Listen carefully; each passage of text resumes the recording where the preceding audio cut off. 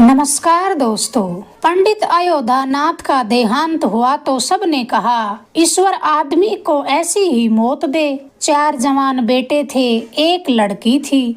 चारों लड़कों के विवाह हो चुके थे, केवल लड़की ही कंवारी बची थी। संपत्ति भी काफी छोड़ी थी, एक पक्का मकान, 2 बगीचे, कई हजार के गहने और 20,000 नगद। विधवा फूलमती को शोक तो बहुत हुआ और कई दिनों तक बेहाल भी पड़ी रही, लेकिन जवान बेटों को सामने देखकर उसे ढाढ़स भी बहुत बंधा। चारों लड़के एक से एक सुशील, चारों बहुएं एक से बढ़कर एक आज्ञाकारिणी। जब वह रात को लेटती तो चारों बहुएं बारी बारी से उसके पांव दबाती।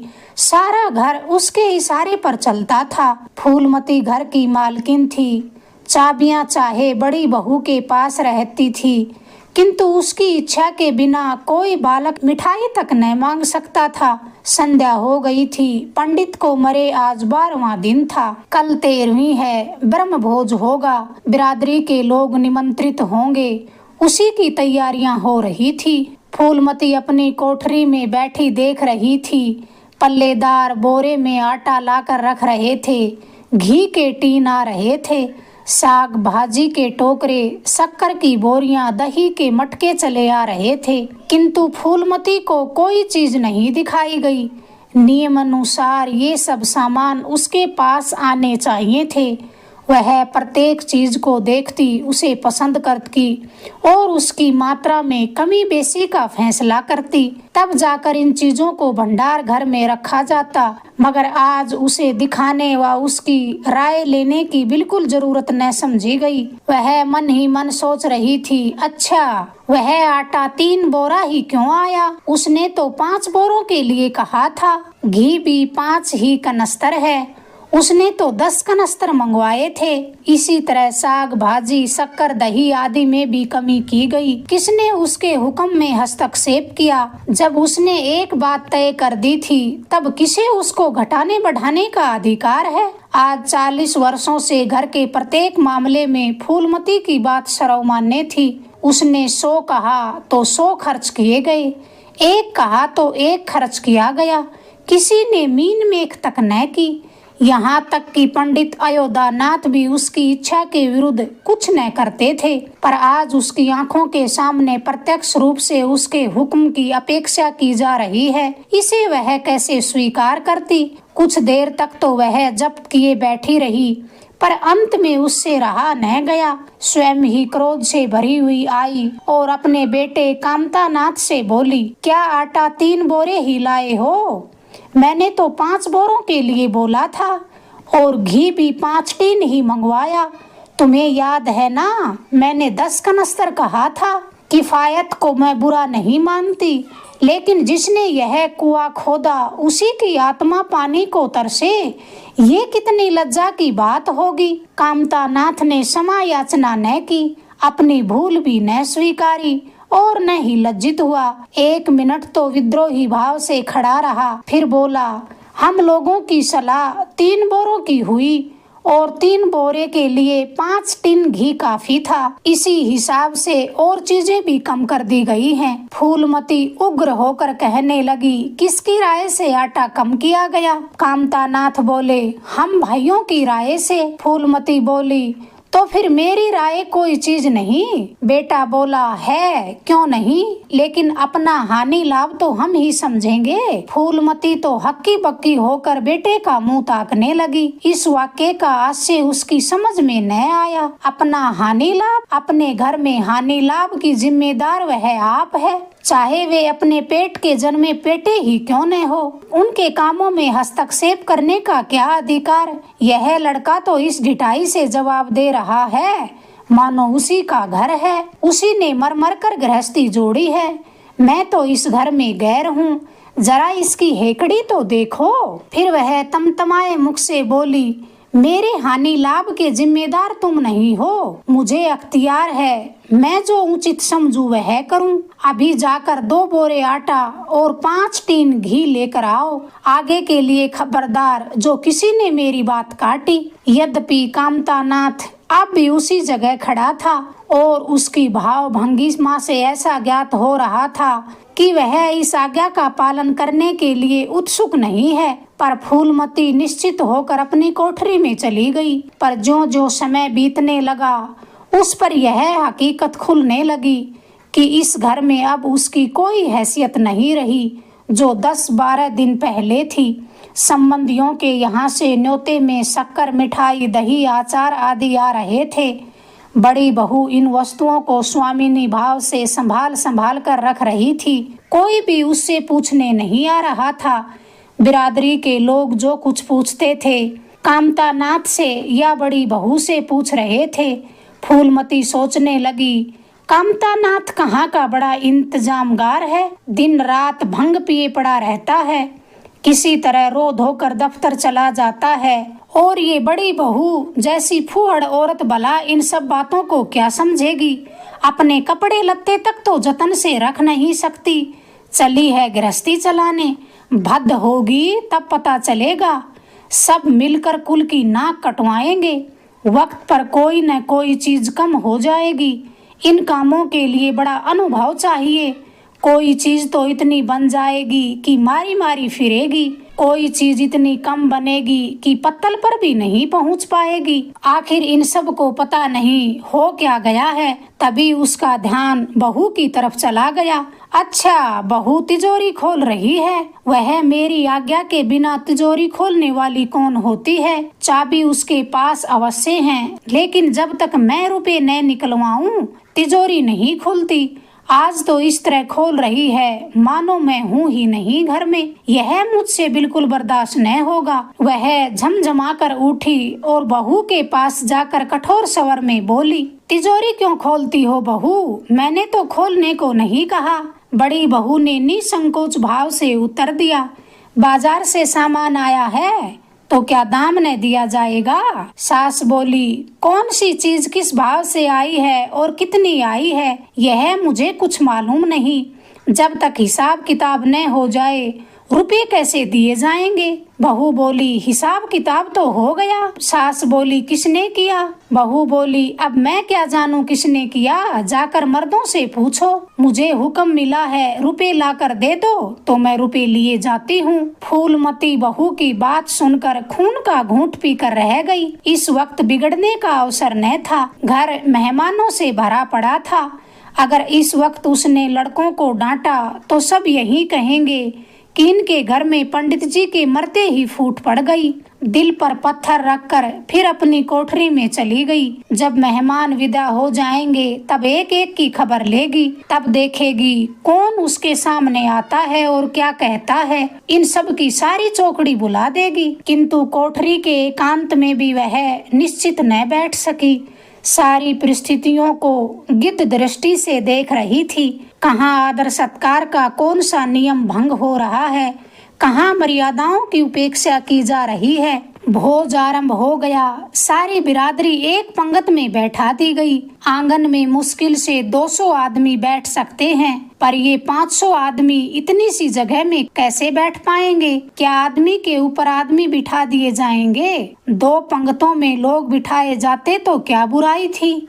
यही तो होता कि 12 बजे की बजाय भोज 2 बजे खत्म हो जाता। मगर यहाँ तो सबको सोने की जल्दी पड़ी है। किसी तरह यह बला सिर से टले और चैन से फिर गप्पे मारे। लोग कितने सटकर बैठे हुए हैं, किसी को हिलने की भी जगह नहीं है। एक पर एक पत्तल रखी हुई है। पूरियां ठंडी हो गई हैं। लोग गरम गरम पूरियां मांग रहे हैं। रसोइये को कढ़ाव पर से न जाने क्यों उठा दिया गया। यही सब बातें तो नाक कटाने वाली होती हैं। फूलमती बैठी बैठी मन ही मन ये बातें सोचती जा रही थी और सिकुड़ती जा रही थी। तभी अचानक शोर मचा कि तरकारियों में नमक नहीं है। बड़ी बहू जल्दी जल्दी नमक पीसने लगी। फूलमती क्रोध के मारे होठ चबाने लगी, पर इस अवसर पर मुंह न खोल सकती थी। नमक पिसा और पतलों पर डाला गया। इतने में फिर शोर मचा कि पानी गर्म है, ठंडा पानी लाओ। ठंडे पानी का कोई प्रबंध न था। बर्फ भी न मंगाई गई। आदमी बाजार दौड़ाया गया, मगर बाजार में इतनी रात गए बर्फ कहाँ थी। आदमी खाली हाथ लौट आया। मेहमानों को वहीं नल का गर्म पानी पीना पड़ा। फूलमती का बस चलता तो लड़कों का मुंह नोच लेती। ऐसी छिछाले दर तो उसके घर में कभी न हुई थी। उस पर सब मालिक बनने के लिए फिर मरते हैं। बर्फ जैसी जरूरी चीज मंगवाने के लिए किसी को सुध न रही। सुधी कहाँ से रहती जब किसी को गप लड़ाने से फुर्सत मिले। मेहमान अपने दिल में क्या कहेंगे कि चले हैं बिरादरी को भोज देने और घर में बर्फ तक नहीं है। तभी फूलमती ने देखा कि लोग पंगत से उठे जा रहे हैं।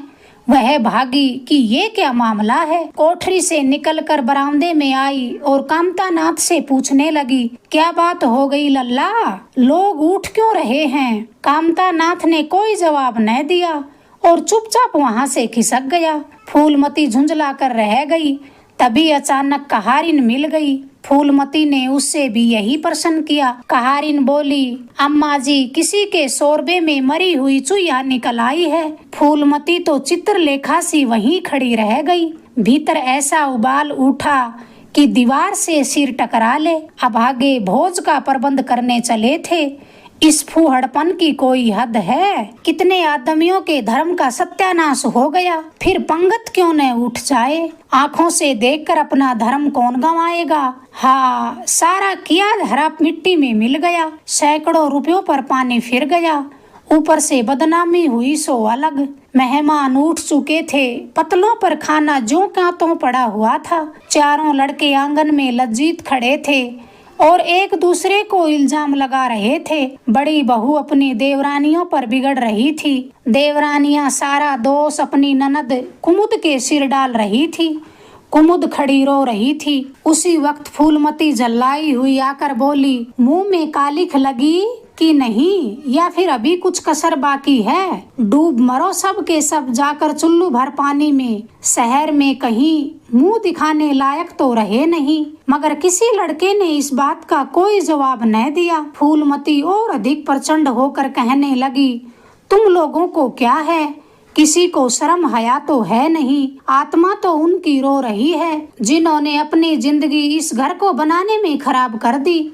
उनकी पवित्र आत्मा को तुमने यूं कलंकित किया है। शहर में तुम्हारी थुई थुई हो रही है। अब कोई तुम्हारे द्वार पर आकर पेशाब भी नहीं करेगा। कामता नाथ कुछ देर तो चुपचाप खड़ा सुनता रहा। फिर आखिर झुंझलाकर बोला, अच्छा अब चुप रहो अम्मा, भूल हुई, हम सब मानते हैं, बड़ी भयंकर भूल हुई। लेकिन अब क्या उनके लिए घर के प्राणियों को हलाल कर डालोगी। सबसे भूल होती है, आदमी पछता कर ही तो रह जाता है, किसी को जान से तो मारा नहीं जाता। फिर बड़ी बहू ने भी अपनी सफाई दी। हम क्या जानते थे कि कुमुद से इतना भी काम न होगा। इन्हें चाहिए था कि देखकर तरकारी कढ़ाव में डाल दी, टोकरी उठवा कर कढ़ाव में डाल दी। इसमें हमारा क्या दोष। कामता नाथ ने अपनी पत्नी को डांटा। कहने लगा, इसमें न कुमुद का कसूर है और न तुम्हारा न मेरा। संयोग की बात है, बदनामी भाग में लिखी थी, वह हो गई। इतने बड़े भोज में एक एक मुट्ठी तरकारी कढ़ाव में नहीं डाली जाती, टोकरे के टोकरे उड़ेल दिए जाते हैं। मगर कभी कभी ऐसी दुर्घटनाएं हो जाती हैं। मगर इसमें कैसी जग हंसाई और कैसी नाक कटाई। तुम खामखा जले पर नमक छिड़क रही हो। फूलमती दांत पीसकर बोली, शर्माते नहीं हो, उल्टे बेहयाई की बातें ही कर रहे हो। कामता नाथ ने निसंकोच होकर कहा, शर्माऊं क्यों, किसी की चोरी की है। चीनी में भी तो चीटे और आटे में घुन मिलते हैं। पहले हमारी निगाह न पड़ी, बस यही बात बिगड़ गई। नहीं तो चुपके से चुईया निकाल कर फेंक देते, किसी को खबर भी न होती। फूलमती ने चकित होकर कहा, क्या कहा, मरी चुईया खिलाकर सबका धर्म बिगाड़ देते। कामता नाथ हंसकर बोले, क्या पुराने जमाने की बातें करती हो अम्मा, इन बातों से धर्म नहीं जाता। जब धर्मात्मा लोग जो पत्तल पर से उठ गए हैं, इनमें से ऐसा कौन सा है जो भेड़ बकरी का मांस न खाता हो। तालाब के कछुए और घोंगे तक तो किसी से बचते नहीं, जरा सी चुईया में क्या रखा था। फूलमती को ऐसा प्रतीत हुआ कि अब परले आने में बहुत देर नहीं है। जब पढ़े लिखे आदमियों के मन में ऐसे धार्मिक भाव आने लगे तो फिर धर्म की भावना ही रक्षा करे। वह अपना सा मुंह लेकर वहां से चली गई। 2 महीने गुजर गए थे। रात का समय था। चारों भाई दिन की काम से छुट्टी पाकर कमरे में बैठे गपशप कर रहे थे।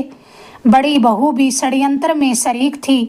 कुमुद के विवाह का प्रश्न छिड़ा हुआ था। कामतानाथ कह रहा था कि दादा की बात दादा के साथ गई।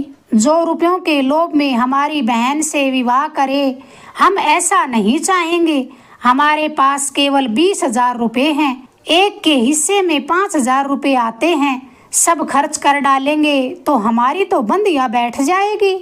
फिर दूसरे दोनों भाइयों ने भी रुपयों को लेकर खूब रोना रोया। तभी बड़ी बहू श्रद्धा भाव से बोली, कन्या भाग्यवान हो तो गरीब घर में भी खुश रह सकती है, और अभागी हो तो राजा के घर भी रोएगी। ये सब नसीबों का खेल है। सीतानाथ सबसे छोटा था, सिर झुकाए भाइयों की स्वार्थ भरी बातें सुन रहा था। तभी कामतानाथ बोले, अच्छा घर दहेज देने से नहीं मिलता भैया। जैसा तुम्हारी भाभी ने कहा कि सब नसीबों का खेल है, मुरारी लाल को जवाब दे दिया जाए। उसे पैसे का पूरा लालच है, और ऐसा घर खोजा जाए जो थोड़े में राजी हो जाए। तभी बीच में उमानाथ बोल उठे, अम्मा से सलाह कर लेना, वरना देखना अपने सारे गहने चुपचाप कुमुद को दे देगी। पर मुझे लगता है कि माँ यही चाहेगी कि हम कुमुद का विवाह मुरारी से ही करें, चाहे हम बर्बाद ही क्यों न हो जाएं। फिर कुछ दिनों बाद फूलमती रात की उमानाथ और दया उसके पास जाकर बैठ गए।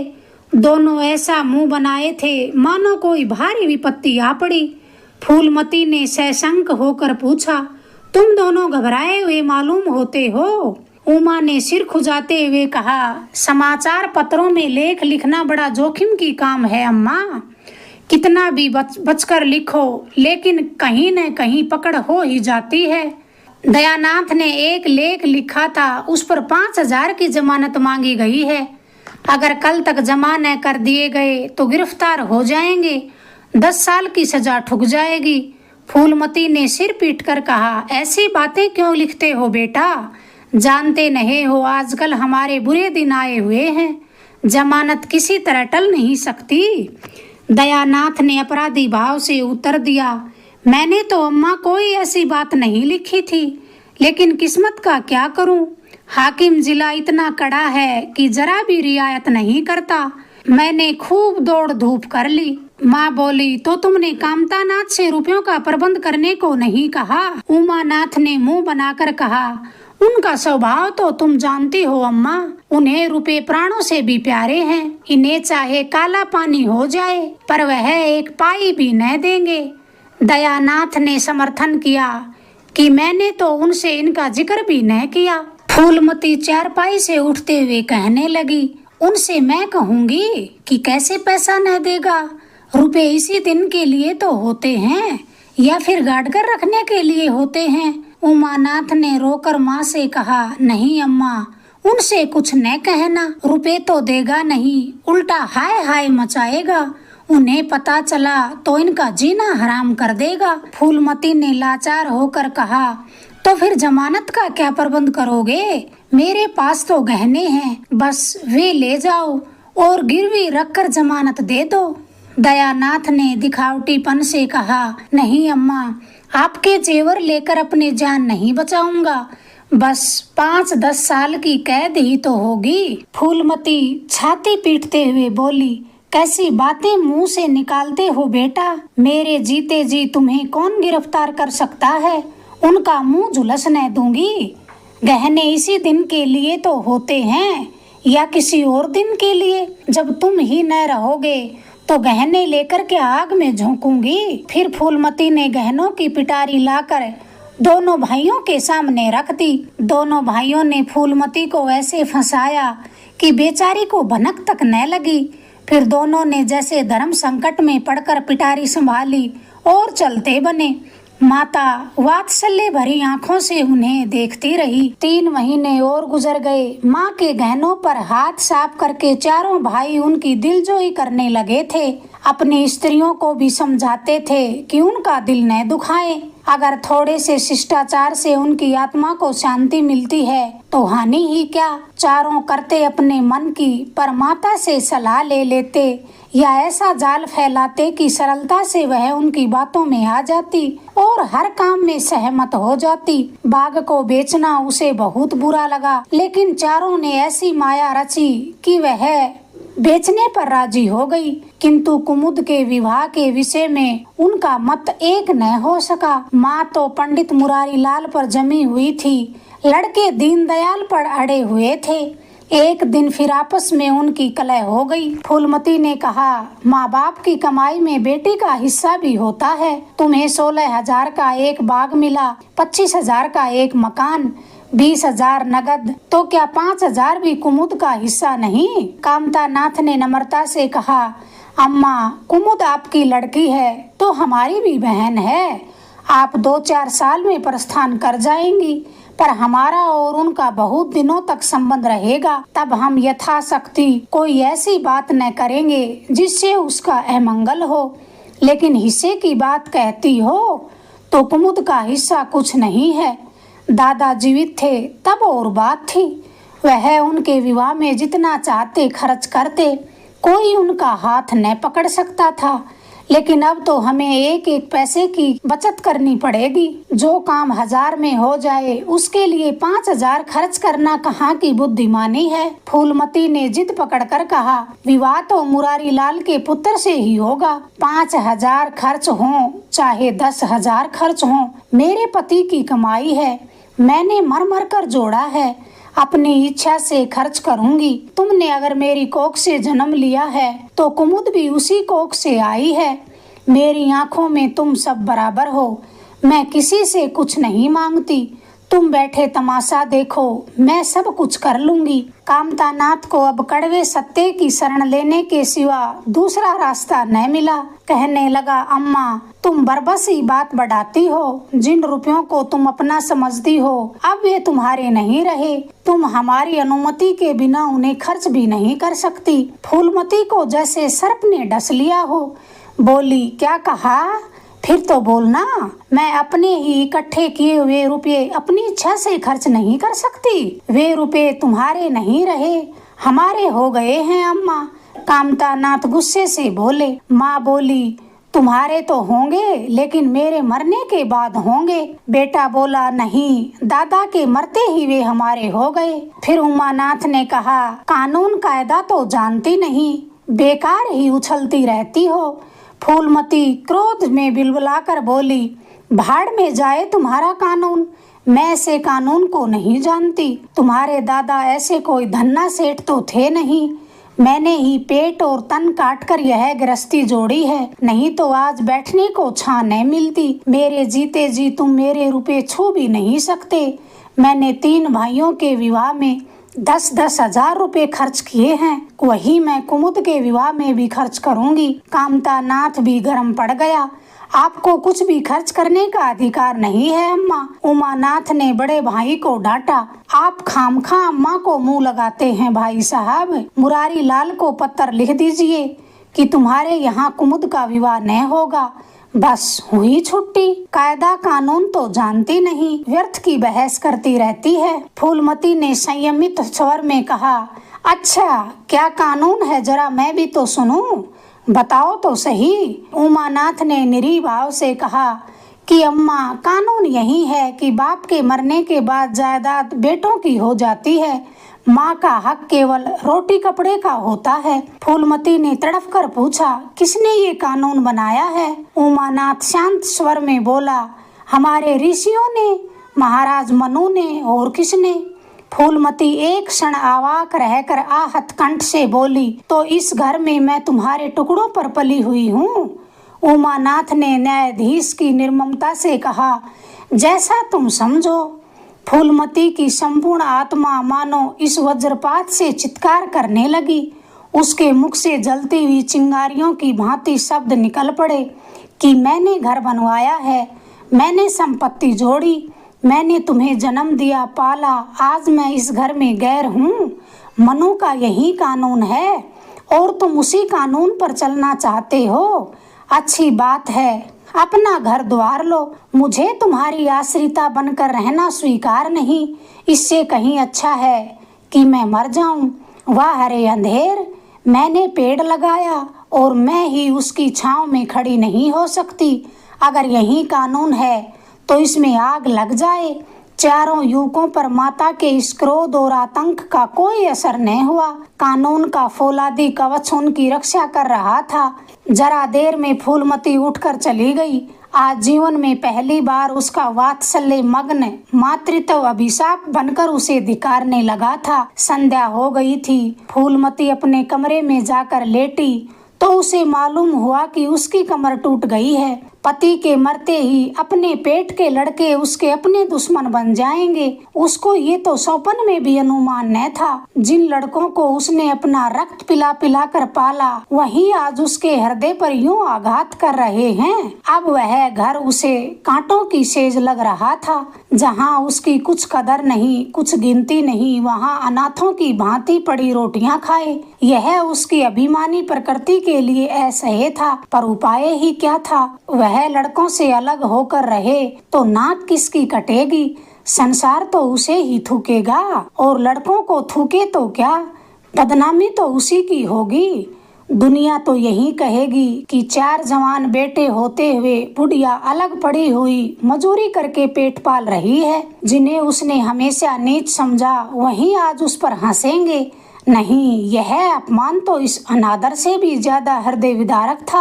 अब अपना और घर का पर्दा ढका रखने में ही कुशल है। हाँ, अब उसे अपने को नई परिस्थिति के अनुकूल बनना पड़ेगा। समय बदल गया है। अब तक स्वामिनी बनकर रही, अब लौंडी बनकर रहना पड़ेगा।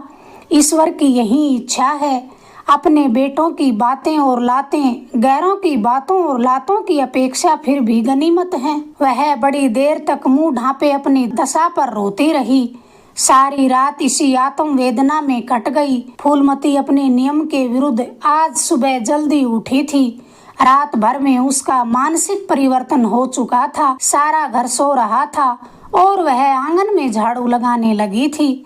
रात भर ओस में भीगी हुई उसकी पक्की जमीन उसके नंगे पैरों में कांटों की तरह चुभ रही थी। पंडित जी उसे कभी इतनी सवेरे न उठने देते थे। शीत उसके लिए बहुत हानिकारक था, पर अब वे दिन न रहे। प्रकृति उसको भी समय के साथ बदल देने का प्रयत्न कर रही थी। झाड़ू से फुर्सत पाकर उसने आग जलाई और चावल दाल में कंकड़ियां चुनने लगी। कुछ देर में लड़के जागे, बहुएं उठी। सभी ने बुढ़िया को सर्दी में सिकुड़ते हुए काम करते देखा, पर किसी ने ये न कहा, अम्मा क्यों दुखी हो रही हो। शायद सब के सब बुढ़िया के इस मान मर्दन पर प्रसन्न थे। आज से फूलमती का यही नियम हो गया था कि जी तोड़कर घर का काम करना और अंतरंग नीति से अलग रहना। उसके मुख पर जो एक आत्म गौरव झलकता रहता था, उसकी जगह अब गहरी वेदना छाई हुई नजर आती थी।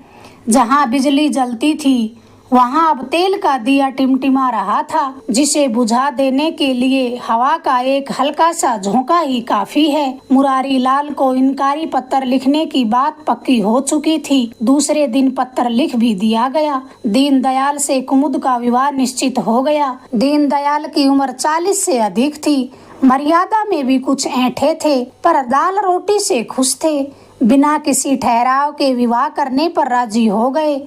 तिथि नियत हुई, बारात आई, विवाह हुआ और कुमुद विदा कर दी गई।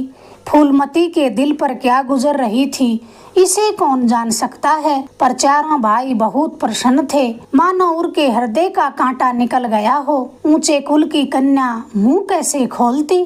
भाग्य में सुख भोगना लिखा होगा तो सुख भोगेगी, दुख भोगना लिखा होगा तो दुख झेलेगी। घर वालों ने जिससे विवाह किया उसमें चाहे 1000 ऐब हों, फिर भी वह उसका स्वामी होता है। फूलमती ने किसी काम में दखल न दिया। कुमुद को क्या दिया गया, मेहमानों का कैसा सत्कार किया गया, किसके यहाँ से न्योते में क्या आया, किसी बात से भी उसे कोई सरोकार न था। उससे कोई सलाह भी न ली गई।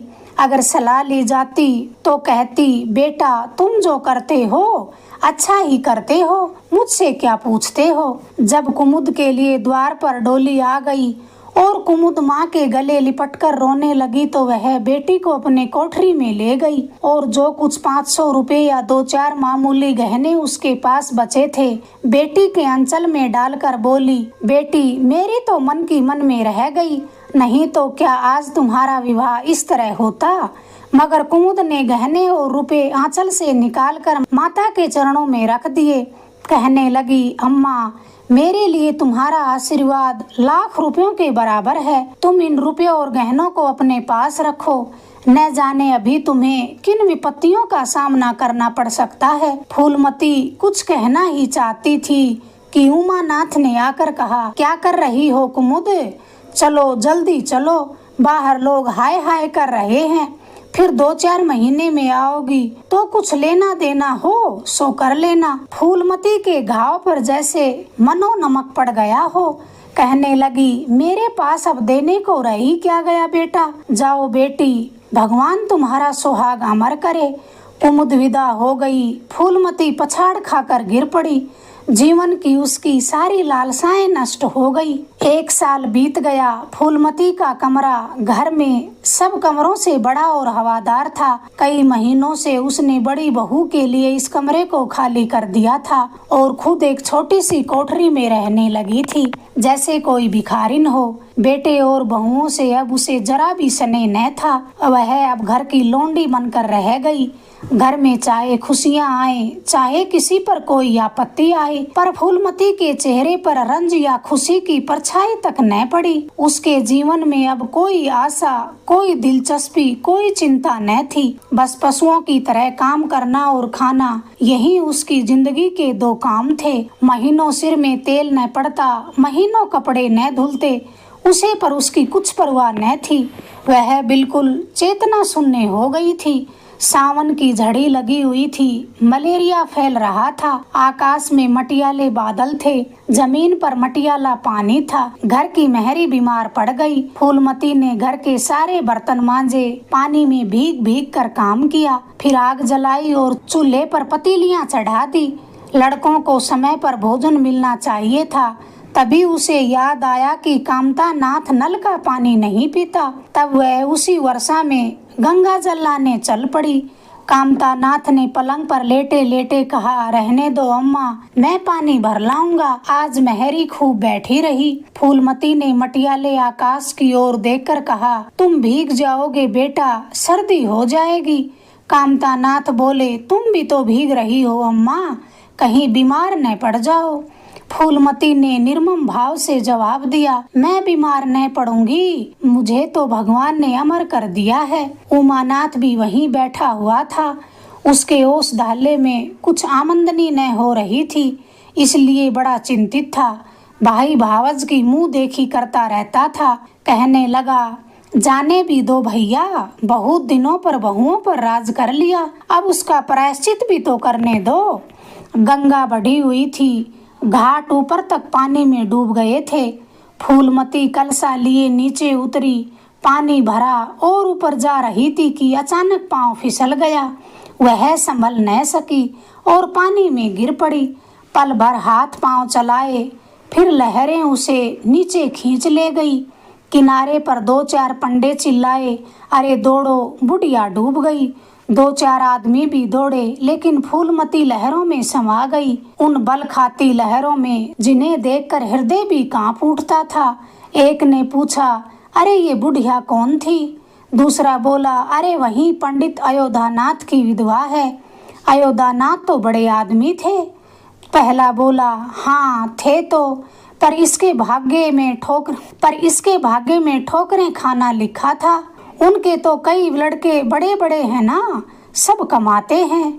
वह बोला, हाँ सब हैं, मगर भाग्य भी तो कोई वस्तु होती है।